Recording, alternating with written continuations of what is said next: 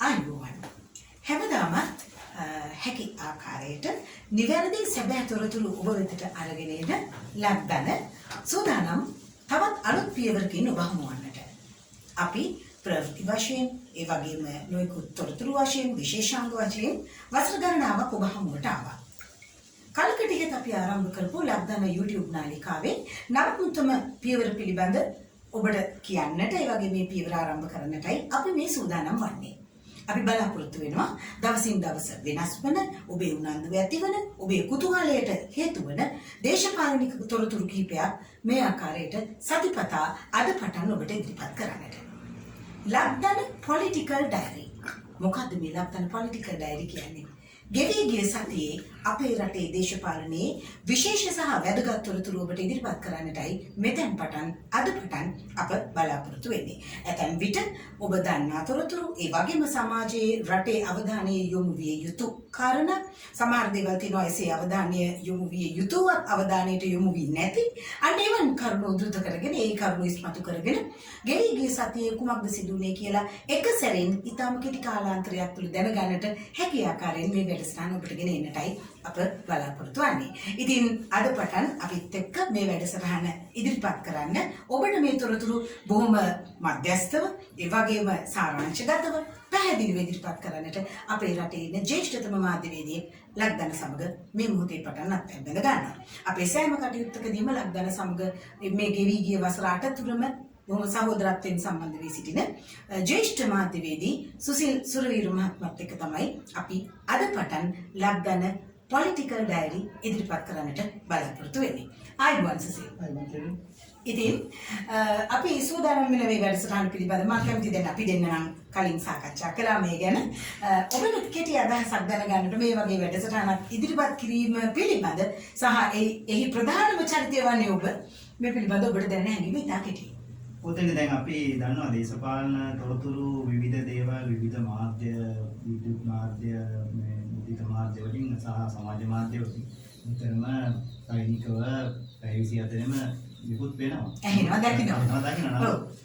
අපි බලාපොරොත්තු වෙන්නේ පොලිටිකල් ඩයරි එකකින් මේ සමාජාට සංවාදයට මදුන් නොවන මේ ඇතැම් කරුණු වල සංවාදයට මදුන් නොවන දේවල් අවදාට යොමු වෙන්න. අපි දන්නවා කොච්චර එහෙම යොමු වුණා බොහෝ වෙලාවට ඇතැම් කරුණු සැඟවෙනවා. අන්නේ සැඟවෙන කරුණු එහෙම නැත්නම් අවධානය යොමු නොවන කරුණු ඉස්මතු කරමින් පොලිටිකල් ඩයරියත් එක්ක සම්බන්ධය තමයි අපේ අදහස.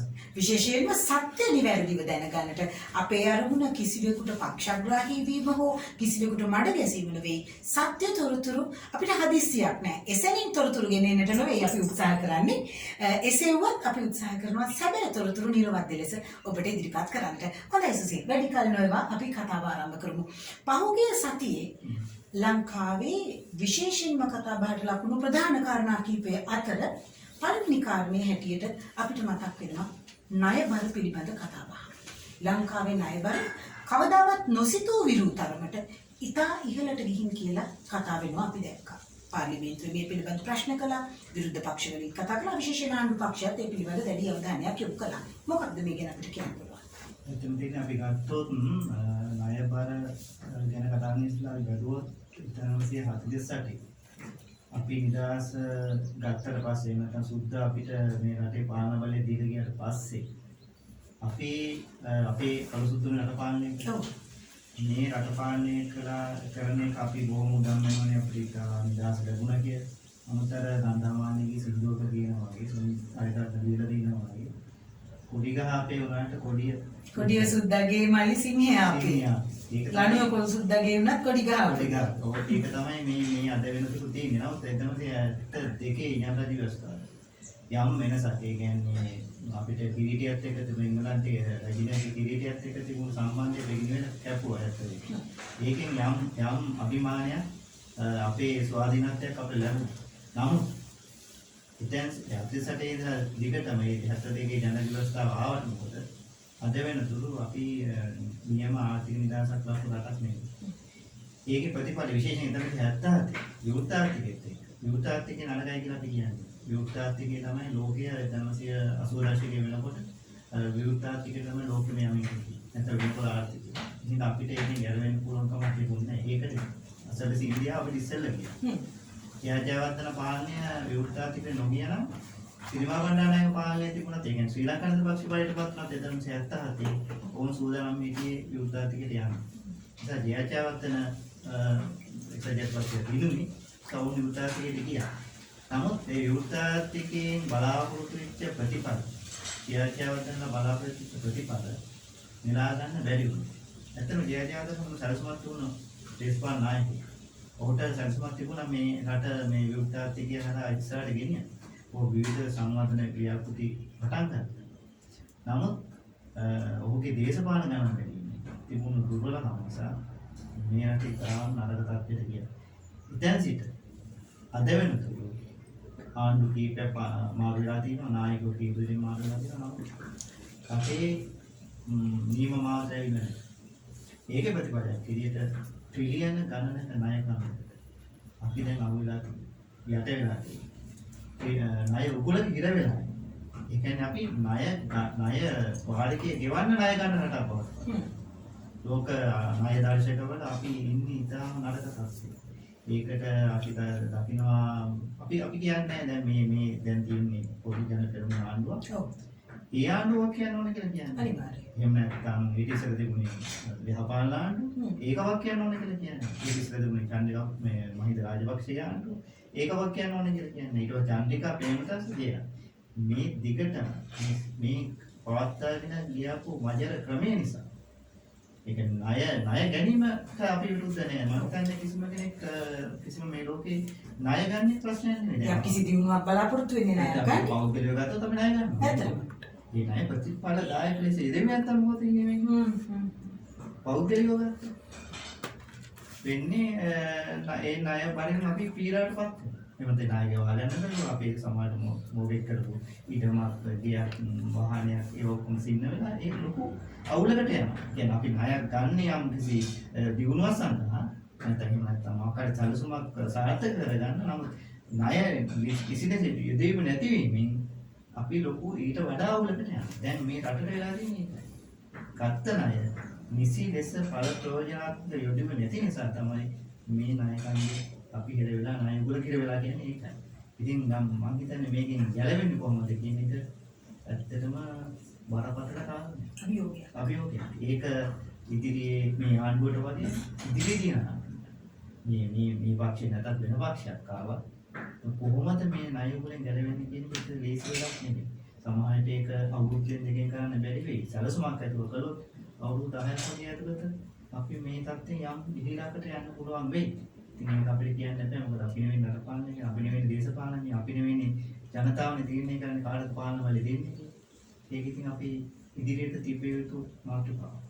ඔව් ඇත්තටම ණය අර්බුදේ ණය උගුල ණය පිළිබඳ ඛේදවාචකයේ මේ සියල්ල ඉලක්කගත එක පුද්ගලයෙක්ට නොවේ.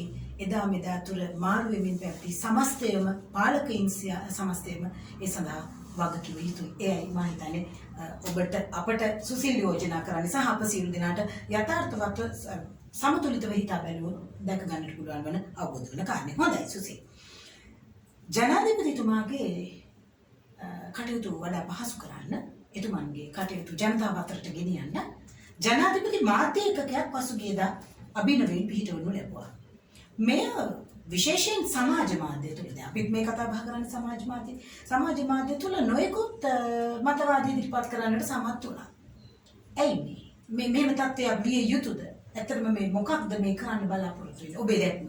ඔව් මම හිතන්නේ මේ ඉතාම හොඳ දෙයක් තමයි මේ ජනාධිපති කාර්යාලය ජනාධිපති මාධ්‍ය ඒකකය මැදිහත් වෙලා කරන්න යන්නේ. මොකද මේ ජනාධිපතිතුමා එක්ක සතිපතා මාසිකව මේ මාධ්‍ය වේදී මාධ්‍ය ප්‍රධානීන් සම්බන්ධ වෙනවා. සාකච්ඡා කරන දැනටත් ජනාධිපති කාර්යාලයේ මේ සාකච්ඡා පැවැත්වෙනවා මාසෙට සැරයක් මාධ්‍ය ප්‍රධානීන් හම්බ වෙනවා. දැන් මේක මේ වෙනම යුනිට් එකක් හදලා. ඒ කියන්නේ මේක උදාහරණයක් දෙන්නේ ඇමරිකාවේ දවල මන්ත්‍රී ජනාධිපති මාධ්‍ය කේන්ද්‍රය තමයි මේ උදාහරණයට අරන් තියෙන්නේ. මේ විදිහටම තමයි මේ හදලා තියෙන්නේ. අනුරූප අපි දැක්කනේ ඒකේ මාධ්‍ය වල පළලා තිබ්බනේ. මේ ආකෘතිය. ඉතින් ඒ ගොඩම කතා බහලා ලක්ුණේ මේ ආකෘතියේ තිබුණ ජනාධිපති කාර්යාලයේ ලෝගෝ එක යට ජනාධිපති කාර්යාලය කියලා සිංහල දෙමළ ඉංග්‍රීසි. ඒකේ දෙමළ භාෂාව තුන තුන්වෙනි. සිංහල ඉංග්‍රීසි දමිළ විදිහට තිබුණේ. නමුත් ලංකාවේ ජාතික භාෂාපතිපත්තිය යනවා දෙමළ තමයි දෙවෙනි භාෂාව. අතරමැදි භාෂාව තමයි ඉංග්‍රීසි. දෙමළ භාෂාව තමයි දෙකට එන්නේ. ඉතින් පස්සේ මේක තමයි ලොකු ආందోලන ලක්ුණේ. මොකද ජනාධිකාරය වෙනවා. ඊට පස්සේ මේකට මේ මාධ්‍ය අංශය කියලා තිබ්බේ මේක ගමිය ආකෘතියක් කියලා. ඉතින් අපි දන්නේ ඉතින් ඒක ගමියද කොහොම හරි දැන් ඒක දැන් අලුත් ඒගොල්ලෝ නිල වශයෙන් නිකුත් කරපේකේ මොකක්වත් නැහැ. ඉංග්‍රීසිත් නැහැ, දෙමළත් නැහැ, සිංහලත් නැහැ, ජනාධිකාරයල කියලාත් නැහැ. ප්‍රශ්නයක් නේ. ඒක නෙමෙයි ප්‍රශ්නේ. ලෝකයේ නෙමෙයි ප්‍රශ්නේ තියෙන්නේ. දැන් මේක ඇත්තටම අගය කළ යුතු දෙයක්. මොකද රටේ මේ රටේ විධායක ජනාධිපති, මේ රටේ රාජ්‍ය නායකයා, ආණ්ඩුවේ නායකයා. එතකොට මේ ඔහු සමග ඍජුව මාධ්‍යවේදීන්ට සාකච්ඡා කරන්න, සංවාද කරන්න, ඔහුගෙන් ප්‍රශ්න කරන්න මේ විදිය ස්ථීර තැන හදලා දෙන එක ඉතාම වටින ඉතාම හොඳ දෙයක්. ඒක අගය කළ යුතු දෙයක්. ප්‍රශ්නේ තියෙන්නේ අපේ රටේ මාධ්‍යවේදී මේ අපි දන්නවා මේ නායකයොත් එක්ක කරන සාකච්ඡාවලදී ප්‍රශ්න අහන්නේ නැහැ. විශේෂයෙන් මේ අපේ රටේම පිටරට මාධ්‍යවේදියෝ විදේශ මාධ්‍යවේදියෝ ගොඩක් වෙලාට අහන්නේ ජාත්‍යන්තර සම්බන්ධතාවය. දැන් ඉන්දියාවේ මාධ්‍යවේදියෝ ඉන්දියාවත් එක්ක. එංගලන්තේ මාධ්‍යවේදියෙක් කතා කළොත් ඒ ඉංගලන්තේ මේ සම්බන්ධ රාජ්‍ය සම්බන්ධතාවය. එහෙම නැත්නම් ජාත්‍යන්තර දේශපාලන සම්බන්ධතාවය ගැන තමයි ඒගොල්ලෝ ගොඩක්ම අවධානය යොමු කරන්නේ. ඒක වැදගත්. ඒ වගේම දැන් අපේ රටේ මාධ්‍යවේදියෝ ගොඩක් අපේ රටේ දේවල් ප්‍රශ්න නෑ. අපේ රටේ දේවල් ගැන කතා කරන එක අපි ඉතාල වැදගත්. මේක සාමාන්‍ය මිනිස්සුන්ට වැදගත්. යන්නේ ඒකෙදී අපේ රටේ මාධ්‍යවේදියෝ කතා කරනවා අටුයි බොහොම. අපි දැකලා තියෙනවා මාධ්‍ය ප්‍රධානියෝ කොහොමද? ඔව්. ප්‍රශ්න කරන්නේ නැහැ. දැන් ඔක හොඳ උදාහරණයක් තියෙනවා. මගේ මිත්‍රෙක් හිටියා ජනාධිපතිතුමා කියන්නේ මේ ජනාධිපතිතුමා නෙමෙයි මීට කාලෙක ඉස්සෙල්ලා ඔහු මේ ටීවී ඔහු පත්‍රකාරයෙක්. වාමනසික. ඔහු කාලයක් පත්‍ර කලාවෙන් අරින් ගිහලා ටීවී එකක් කෙරවල වෙච්චි. මේ හිටපු ජනාධිපතිවරයෙක් ඔහු අඳුරනවා. ඒ නිසා ඔහු දැකලා පාරේ යද්දි දැකලා ටීවී එකේ ඉන්නවා.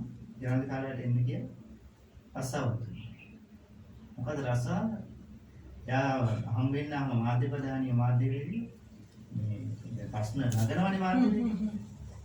ඒගොල්ලෝ නගන ප්‍රශ්න උපකල්පනය කරනවා. ඒකට මොනවද ජනාධිපති වශයෙන් මම කියන්නේ? කියන පොඩි දල සටහනක් හදලා දෙන එක තමයි යාට ජොබ් එක. වක්‍රව උපදේශකවරයෙක් වගේ. උපදේශකවරයෙක්. ඊට පස්සේ ඔව් මේක බාර අරගෙන කරා.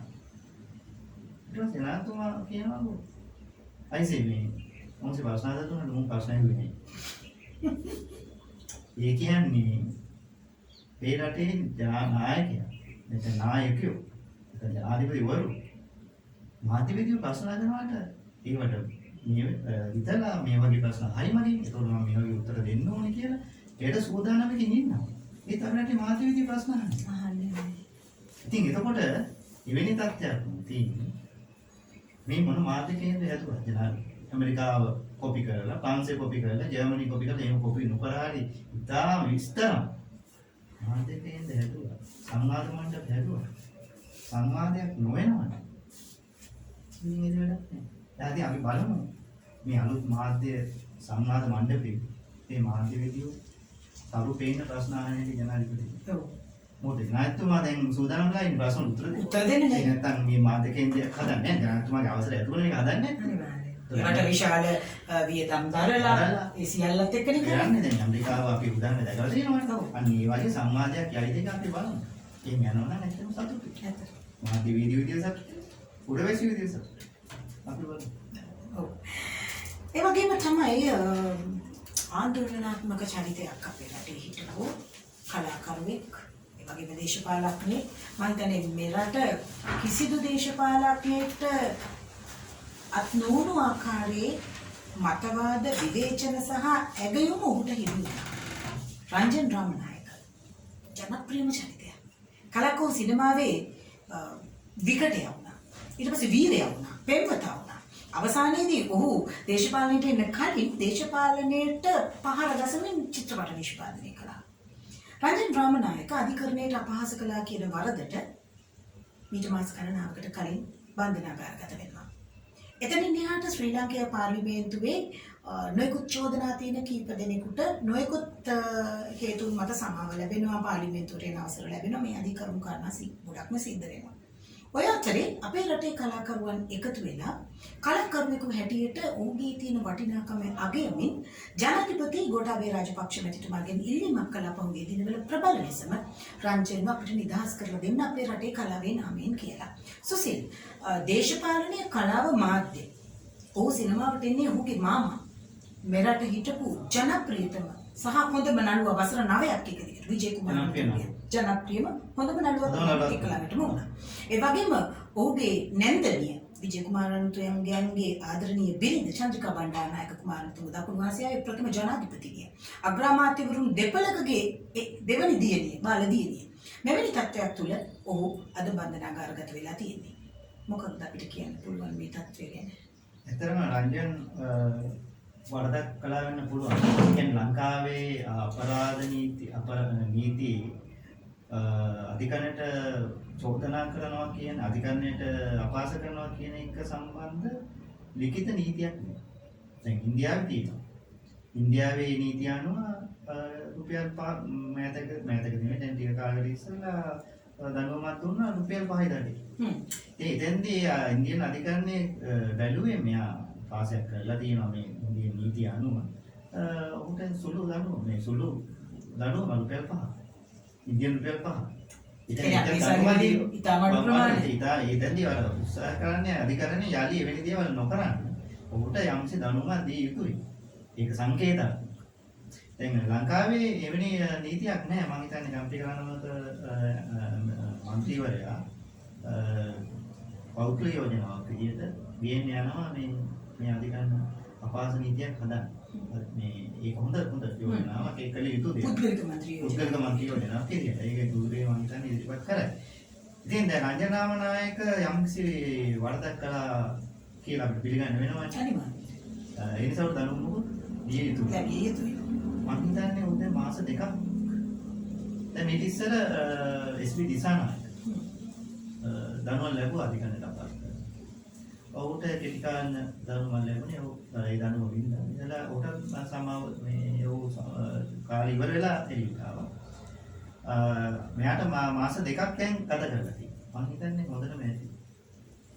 ඔහුව නිදහස් කළ යුතුයි කියලා තමයි අපි හිතන්නේ පුරවැසියෝ විදිහට. කලාකාරයෙක් විදිහට නැතත් ඔව් සාමාන්‍ය පුරවැසියෙක් වුණා මෙවැනි දඬුවමක් වරුතු දෙන්නේ මේ තරම් ලොකු දඬුවමක්. ඒ වගේම ඔහු අසනීපෙන් පසු වෙනවා කියලා වෙන්න වාර්තා වෙනවා නේද? එච්චර ප්‍රසිද්ධ වෙන්නේ අර අපි කිව්වා අනාවරණ නොවූ කරුණු කියන එකත් අපි වැඩසටහනේ අරමුණක් කියලා. මම හිතන්නේ වෙන්නේ ඇති මොකද කුමාර ජීවිත ගත කරපු නළුවෙක්නේ කොහොම සරල වුණත් යම් ආකාරයකට සෑහෙන ජීවත් වෙච්ච කෙනෙක්. ඉතින් උට මම දන්නවා විජේ කුමාරතුංග මහත්තයා මේ සිරගත කළ දිනවල නිරපරාධ නැක්සල චෝදනාවලට ඔහු තස්නේ පො. ඔහුගේ ඇස් දෙක පේන්න නැතු යන්න ගත්තා. කොණ්ඩේ යන්න ගත්තා. ඊට පස්සේ තමයි කියන්නේ කුමාරතුංග මේ මේ බැගෑපත් වෙලා ගානි පොන්සේකා හරහා ජීවිතවලට කියලා තමයි නිදහස් කරේ. ඉතින් මෙවැනි නිදහස දීලා තියෙනවා කියන අධිකරණයෙන් චෝදනා ලැබුණු අයට ජයත්‍යවතන අපි දන්නවා නිදහස දුන්නා බොනවල සුනිල්. කියන්නේ උත්තිය මිනිමරු. ඔටික්සික දූෂණ චෝදනාවට ඔසිරගත වෙලා තියෙනවා. උට දැන් සමාන වුණා. ඒ වගේම අපි දන්නවා මේ මෑතකාරී මෛත්‍රීපාල සිරිසේන. මහත්ය අවසන් මොහොතේ ජනාධිපති කමින් යන අවසන් මොහොතේ මිනිමරුවට අර තරුණ ඉවෝන් මැඩුව ඝාතකයට ඒක ඔප්පුණා ඝාතනය කළා කියලා. උට නිදහස දුන්නා. අපිට ආරංචි වුණා එතන ලොකු මුදල් වුමාරුත් වෙලා තියෙනවා කියලා. එතන ඇත්ත. කොහොමද ජනත සභාව දුන්නේ? එතකොට ඒ වගේම ඊටම මෑතකදී අධිකරණ දෙකකින්ම චෝදනා මේ ඔප්පුන එහෙම නැත්නම් සම්මත වුණා. තීන්දුව සම්මත වුණා. අපි අචාධිකරණොත් පස් කට්ටුවකින් සම්මත වුණා. තුන් කට්ටුවකින් පළවෙනි තුන් කට්ටුව පැත්තකින් දැම්මත් පස් කට්ටුවකින් මේක සම්මත වුණා මේ අනුමත වුණා. එවැනි ඝාතය දැන් කියන්නේ තිලිනි මේ දුමින්ද ඍජුව ඝාතනය කරේ නැහැ කියලා. ඔව්. නමුත් ඒ තීන්දුවේ පැහැදිලිව තියෙනවා මොකද එහෙනම් පොඩ කතා කරනවා. තීන්දුවේ පැහැදිලිව තියෙනවා ඔහු අතින් ඝාතනය වී නැති බව ඇත්ත. මිනිස්සු. නමුත් ඒ එතන සිදු වූ මනුෂ්‍ය ඝාතන වලට මැදිහත් කළ ඔහු. ඒ කියන්නේ ඔහු තමයි මුල පුරා තියෙන්නේ. මේ සිද්ධියට මෙවැනි ඝාත තුවක්කු පත්තු වෙන්න කොකා ගැස්සුවේ වුණොනට ඒ කොකා ගස්සන්න මාර්ගය සැකසුවේ ඔහු ඒක ඉතා විශිෂ්ට නඩු තීන්දුවක්. ඒ අනුව තමයි මේ ඔහු මිනිමරුවෙක් විදියට නම් කරලා ඔහුට මන දනෝ දෙන්නේ. ඇත්තටම අපරාධයකට අනුබල දීමත් වරදක් නේ. මේක පැහැදිලිවම ඒක කියනවා මේ ඔහු හිංසා තමයි මේ සංසිද්ධිය වුණේ. ඒතර ඔහු තමයි මේ ඝාතයට වක්කියු. දැන් ඔය මේ පෞගේ කාලේ ඔහු නිවැරදි කියලා කියන උත්සාහ කළේ ඔන්න ඔය කාරණේ උනේ. මේ ඊටම ඒ තීන්දුව ඉතින් නිවැරදි තීන්දුවක් කියන තමයි පස්කට්ටුවක් මේ තීන්දුව අභියෝග කරන්නේදී මේ තීන්දුව අනුව. ඒ වගේම ඒකට කිසිවෙක් අභියෝග කළෙත් නැහැ නේ. අභියෝග කළෙත් නැහැ. ඉතින් එහෙම පසුකාලීනව යම් දේශපාලනික කාරණා මත ඒ පිළිබඳ ප්‍රශ්න කළාට ඒ කාලේ අධිකරණයට ගිහින් ආවනේ කිසිම අභියෝග කළේ කෙනෙක් අභියෝග නැහැ. ඒ කාලේ අභියෝග කළෙත් නැහැ. මේ කාලේ මේක නීති විරෝධී තීන්දුවක් කියලා කිව්වෙත් නැහැ. එතකොට අනිත් එක මේ දුමින්ද සිල්වා අතනගත්තෙත් මේ මහින්ද රාජපක්ෂ ආණ්ඩුව. තීන්දුව ලැබුණේ මේ යහපල් ආණ්ඩුව. කොහොම හරි ඔහුට සමාව ජන සමාව දුන්න ජාතික බාධානෝ සමාව දෙන්න පුළුවන්. ඒ අනුව සමාව දුන්න. දැන් අපි කියන්නේ මේ කලාකරුවෝ කියන්නේ නොකිය කියන්නේ. ඒගොල්ලෝ කිව්වේ නෑ. නොකිය කියන්නේ දුමින්ද සිල්වට දුන්නා. එයින් පංජරාමනායක දෙන්න බැරි කියන එක තමයි කියන්නේ. ඒ අනුව තමයි ජනාධිපති සමාව ඉන්නේ. මම හිතන්නේ ජනාධිපති සමාව මේ තී යුතුයි කියලා තමයි මම හිතන්නේ. ලැබිය යුතුයි කියලා. මොකද ඔහු ඇත්තටම මේ පොරෙක් නෙවෙයි. ඔව්. දූෂණ චෝදනානේ. ස්ටි දූෂණ චෝදනානේ. රාජ චෝදනානේ. මේ අපරාධමය වරදක් නෙමෙයි. ඇත්තටම සුසිල් මතක් වෙන ඔහු හොඳ සමාජ සේවකයෙක්. පැහැදිලි. ඊටාම අසීරු අවස්ථාවල පවා ඇත්තටම ආහාර පාන සපයා ගන්න බැරි මිනිස්සු හොයාගෙන ගිහින් අපි දැක්කා ඒ දවස්වල විශේෂයෙන් සමාජ මාධ්‍ය ඔස්සේ හාල් පැකට් ගෙනිහින් ආහාර පාන දී මුදල් පවා එහෙම දීපු පුද්ගලෙක්. ඉතින් ඇත්තටම කලාකරුවෙක් හැටියට සහ දැන් ඔබ මෙතෙක් වෙලා මේ කියපු කාරණා ඔබ දන්නා කාරණා එක බලද්දී ඇත්තටම අර ජනාධිපති සමාව කියන දේ වෙනදට වඩා කතාබහට ලක්ව ඇති කාල සීමාවක ඒ ලැබිය යුතුයි කියලා අපිටත් යෝජනා කරන්න පුළුවන්. ලබා දෙන්නේ නම් වටිනවා කියන එක. ලබා දෙන්නේ නම් වටිනවා කියලා. අපිටත් යෝජනා කරන්න. සාක්ෂියට අනුව මේ ඇත්තටම ඔහු අවංකව කතා කළ මිනිස්සෙක්. මම කියන්නේ ඔහු නිවැරදි දේම කතා කළා කියලා. ඒ කියන්නේ ඔහුගේ වචන ඔහු කතා කළ ස්වරූප වෙනවත් ඔහුගේ අවංකකම නිසා තමයි ඔහු එවැනි ගිහින් ඔය අමාරු වෙලා තියෙන්නේ. මම මතකයි ඔහු එක සැරයක් ඔය නඩුව දවස්වලම ඔහු එළියට ඇවිල්ලා කිව්වා මාධ්‍යවේදී අහ ප්‍රශ්නයකට මල්ලි මේගොල්ලෝ කොහොම හොරු මේ දෙගොල්ලෝ හොරු. මේගොල්ලෝ මල්ලි එක හොරෙක්වත් අල්ලන්නේ නැහැ. මේගොල්ලෝ මේ දවල්ට මේ රණ්ඩු වෙලා රැට එකට කන කට්ටිය. මේ කවුරු ආවත් හොරු අල්ලන්නේ නැහැ. ඉතින් අද ඒක ඔප්පු වෙලා ඉවරයි. ඔව් ඒක කිව්වේ යහපාන නෝ. ඉතින් අද ඔප්පු වෙලා ඉවරයි. මේගොල්ලෝ කිව්වා ඕනේ හොර අල්ලනවා කියලා. ඒගොල්ලෝ මේගොල්ලෝ හොර අල්ලනවා. කවුරුත් හොර අල්ලන්නේ නැහැ කියන රංජනාවනේ කියන 200ම ඇත්ත වෙලා ඉතින්. ඉතින් ඒ වෙණි ඇත්ත කතා කරපු බය නැතුව රංජනාවනයකට කලාකාරයෙක් විදිහට හිතලා වත් සමාව දෙනවා කියලා මම. ඔව් දේශපාලනික කරුණු මතවාද පිළිබඳ කතා කරනකොට බොහෝ කරුණු අපිට ඉදිරිපත් කරන්නට තියෙනවා. මම හිතන්නේ අපි යම් කොටස් හැටියට ඔබට මේ තොරතුරු ගෙනෙන්නට බලාපොරොත්තු වෙනවා. ඉතින් නිහිතවතුනි අපි ඔබට ආරාධනා කරනවා ලක්දන YouTube channel එක subscribe කරලා ඔබට පුළුවන් මේ තොරතුරු දැනගන්න. ඒ වගේම මේ අපේ මංගල වැඩසටහන ඔබේ අදහස් යෝජනා ඒ වගේම තවත් කවර ආකාරයකින් මේක වෙනස් වෙන්න ඕනද මෙන්න මේ කරුණු කියන්න කියලා අපි ඔබට බොහොම ආදරෙන් ආරාධනා කරනවා ලක්දන YouTube channel එකට කමෙන්ට් එකක් විදිහට ඔබට ඒ තොරතුරු අපිට ඉදිරිපත් කරන්නට පිළිගන්න. එහෙමනම් අපි තවත් වැඩසටහනකින් ඔබ හමුවන්නට බලාපොරොත්තු වෙනවා. මොකද ගෙවි ගිය සතියේ තවත් කරුණු ගොඩක් තියෙනවා. ඊළඟ පියවරේදී අපි ඊළඟ කරුණු පිළිබඳ සාකච්ඡා කරන්නට බලාපොරොත්තු වෙනවා. සුසිල් බොහොම ස්තුතියි ඔබට. අපි එහෙමනම් ඊළඟ වැඩසටහනින් නැවත හමුවෙමු.